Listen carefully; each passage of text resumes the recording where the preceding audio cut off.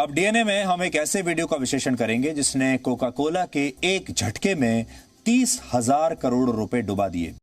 नमस्कार दोस्तों, Coca Cola हर साल एडवर्टाइजिंग पर अरबों डॉलर खर्च करती है, लेकिन वो आपको अपने प्रोडक्ट्स नहीं बेचते हैं, बल्कि वो आपको बेचते हैं हैप्पीनेस, हार्मनी एंड टुगेदरनेस। कुछ लोगों के मुताबिक ये कोका कोला के हार्मफुल हेल्थ इफेक्ट से ध्यान भटकाने का तरीका है। आज के वीडियो में हम बात करेंगे कोका कोला की 3 सेंचुरीज में फैली यात्रा के बारे में और कैसे कोका कोला वर्ल्ड के सबसे बड़े और पॉपुलर ब्रांड्स में से एक बन गई।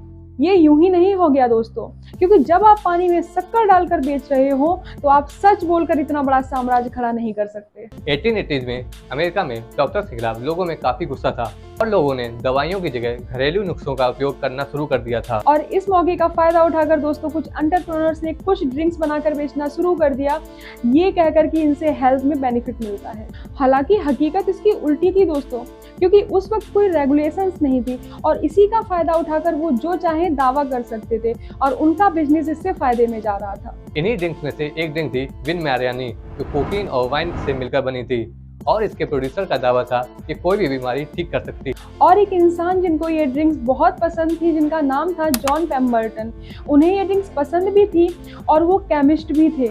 इसीलिए उन्होंने डिसाइड किया कि वो अपनी खुद की ड्रिंक्स लॉन्च करेंगे और उन्होंने अपनी ड्रिंक्स का नाम रखा फ्रेंच वाइन कोका। दोस्तों, लॉन्च के 1 साल बाद यूएस के कई राज्यों में अल्कोहल बैन हो गई, जिसकी वजह से पेम्बर्टन को अपनी ड्रिंक से वाइन को हटाना पड़ा और इस ड्रिंक की जगह ले ली कार्बोनेटेड वाटर ने। लेकिन दोस्तों, ये कार्बोनेटेड वाटर बहुत ही ज़्यादा कड़वा था और इसके कड़वेपन को दूर करने के लिए इसमें बहुत ज़्यादा मात्रा में शुगर ऐड करनी पड़ी।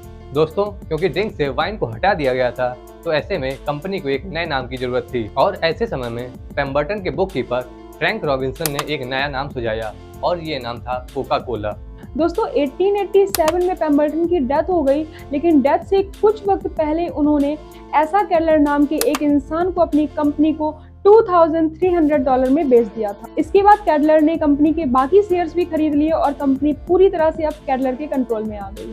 जब कैडलर ने कोका कोला का कंट्रोल अपने हाथों में लिया, उस वक्त कोका कोला ज़्यादा फेमस नहीं थी और उसको फेमस बनाने के लिए कैडलर ने कस्बों को कोका कोला के बैनर से पाट दिया और उन्हें जहां भी जगह मिली उन्होंने कोका कोला की पेंटिंग करवा दी। और इसके अलावा कंपनी ने लोकल फार्मेसी से कॉन्टेक्ट किया और उनके कस्टमर को फ्री में कोका कोला के ट्रायल दिए और इसके पीछे कंपनी का लॉजिक था कि इससे लोग उनके जिंदगी भर के कस्टमर बन जाएंगे। और हुआ भी यही दोस्तों, क्योंकि कोका कोला में कई ऐसे केमिकल थे जो एडिक्टिव थे। लेकिन जल्दी ही कंपनी को ये एहसास हो गया कि कोका कोला को एक दवा के रूप में बेचना एक गलत स्ट्रेटजी है और उन्होंने इसको ड्रिंक के रूप में बेचना शुरू कर दिया। कैडलर की मास मार्केटिंग स्ट्रेटजी कंपनी के बहुत काम आई और कोका कोला की सेल्स बढ़ती चली गई। कोका कोला उस वक्त की उन गिनी चुनी कंपनीज में से एक थी जिन्होंने उन मार्केटिंग टैक्टिक्स को इजाद किया जिनका यूज आज की कंपनीज करती हैं। दोस्तों, कोका कोला की ग्रोथ स्टोरी में एक डिफाइनिंग मोमेंट आने वाला था, क्योंकि वर्ल्ड वॉर काफी करीब था। दोस्तों, सेकेंड वर्ल्ड वॉर में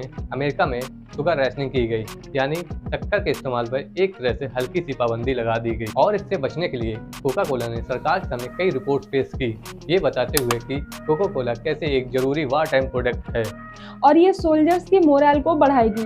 कोका कोला ने ना जाने कितना पैसा सरकार को मनाने के लिए खर्च किया। सरकार ने इवेंचुअली कोका कोला को शुगर राशनिंग से छूट दे दी और कोका कोला सोल्जर्स को कम दाम पर कोक बेचने लगी और इससे अमेरिका की जनता में ये संदेश गया दोस्तों कि कोका कोला देशभक्त है और अमेरिकन सोल्जर्स को सपोर्ट प्रोवाइड कर रही है। और इसका परिणाम ये हुआ कि अमेरिका में कोका कोला की पॉपुलैरिटी काफी ज्यादा बढ़ गई दोस्तों। इतना ही नहीं दोस्तों, कोका कोला ने यूएस की सरकार के साथ एक बैकडोर डील साइन की, जिसमें अमेरिका की सरकार ने कोका कोला को दूसरे देशों में बॉटलिंग प्लांट लगाने के लिए टैक्स पेयर्स के पैसे दिए। और इस तरीके से कोका कोला ने अमेरिकी सरकार के प्रभाव का फायदा उठाकर 64 बॉटलिंग प्लांट्स खोले और ये कई सारी कंट्रीज में फैले हुए थे और इन प्लांट्स को खोलने का खर्चा मोस्टली अमेरिकी सरकार ने उठाया था। अमेरिकी सोल्जर्स एक तरीके से कोका कोला की मार्केटिंग कर रहे थे।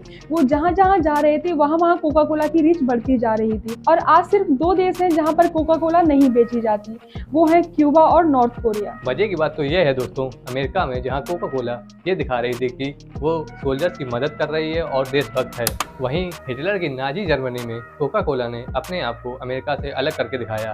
कोका कोला ने जर्मन सोल्जर्स के नाजी लोगोस के साथ कोक लोगो लगाया, हिटलर की नाजी रैलीज और नाजी एजुकेशनल पंपलेट्स को भी फंडिंग दी।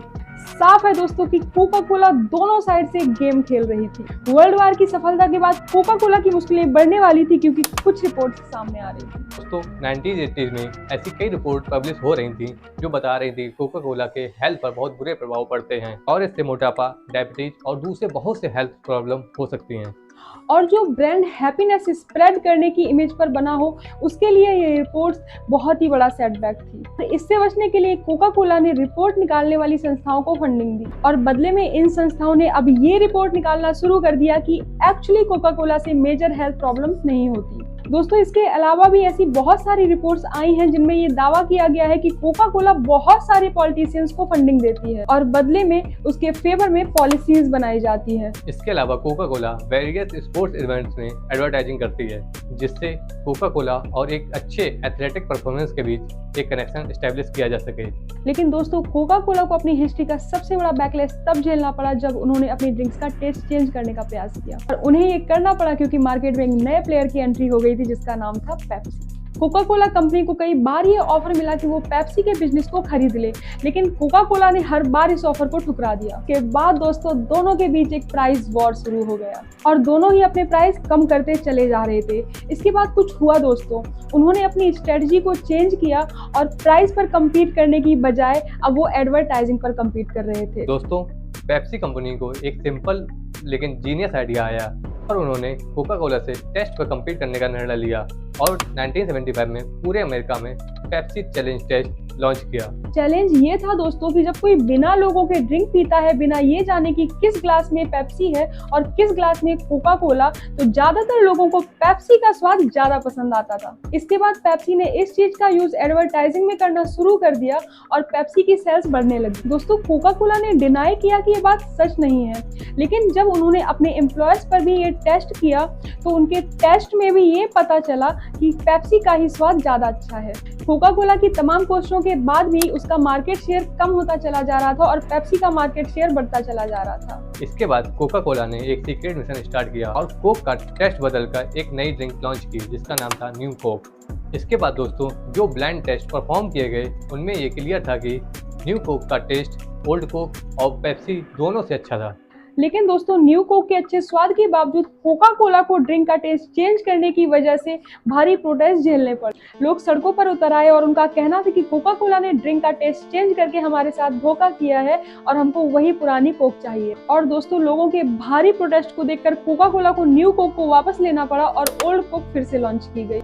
इस घटना को दोस्तों न्यू कोक डिजास्टर कहा जाता है। और दोस्तों जब ओल्ड कोक दोबारा मार्केट में आई तो कोका कोला की सेल्स काफी तेजी से बढ़ने लगी और कोका कोला का मार्केट शेयर दोबारा ऊपर जाने लगा और ये डिजास्टर सक्सेस में बदल गया। इस मूव से दोस्तों कोका कोला कंपनी को ये रियलाइज हुआ कि लोग उसकी कितनी परवाह करते हैं और देखते ही देखते लोगों का गुस्सा तारीफ में बदल गया और लोग कह रहे थे कि कोका कोला अपने कस्टमर की परवाह करती है। दोस्तों कोका कोला हर साल अरबों डॉलर एडवर्टाइजिंग पर खर्च करती है और इसीलिए वर्ल्ड की 80% पॉपुलेशन कोका कोला के लोगों को पहचानती है और हर रोज लगभग 2 बिलियन कोक ड्रिंक सर्व करी जाती है। कोका कोला की मार्केटिंग स्ट्रेटजी पर जेमी ओलिवर का एक इंटरेस्टिंग कोट है। तो दोस्तों अगर आपको ये वीडियो पसंद आया हो तो आपको ये वीडियो भी पसंद आएगा जिसमें हमने इंस्टाग्राम की बिजनेस स्टोरी के बारे में बात करी है। तो अगर आपको ये वीडियो पसंद आया हो तो प्लीज़ हमारे चैनल को सब्सक्राइब करें, क्योंकि सब्सक्राइब करना आपके लिए बिल्कुल फ्री है, लेकिन इससे हमारी बहुत मदद हो जाएगी। Thank you.